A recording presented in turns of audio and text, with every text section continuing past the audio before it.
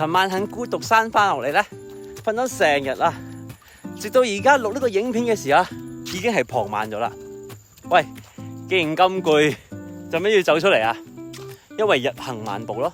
今日嘅日行萬步係有啲意思嘅，因為今日係我第100日嘅日行萬步。我竟然可以堅持到100日，我真係真心佩服自己噶，唔係講笑。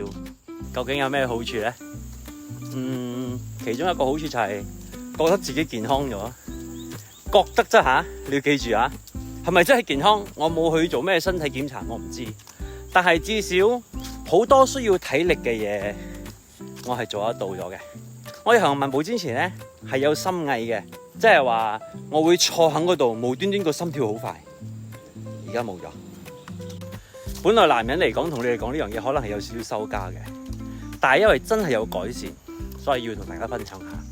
就係我日行萬步之前咧，係有尿頻同埋夜尿嘅問題嘅。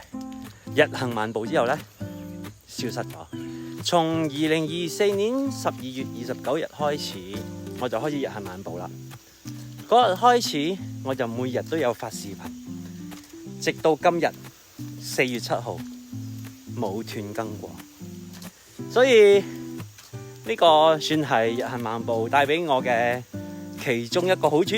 最大嘅好處就係自己一個人嘅時候，可以好清晰、好有條理咁去諗你應該諗嘅嘢。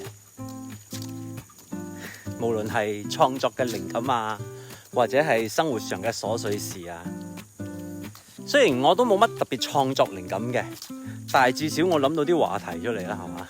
唔係人人都好似我咁樣，日日都有時間出嚟行1萬步嘅，呢個係正確噶吓。我唔係有錢唔需要搵食啊，我只係選擇咗要健康呢一條路。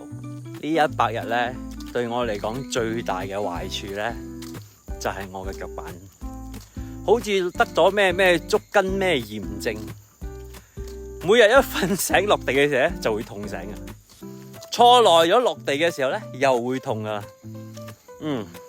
其實呢個係好初期嘅時候，我哋開始行嘅時候冇注意到，就冇做咩拉伸，諗住行路啫嘛，係咪？但係原來1萬步算係運動嚟噶，所以如果你哋真係想行1萬步，或者你有咩腰肌勞損嘅話，真係記住我做拉伸。報告完畢。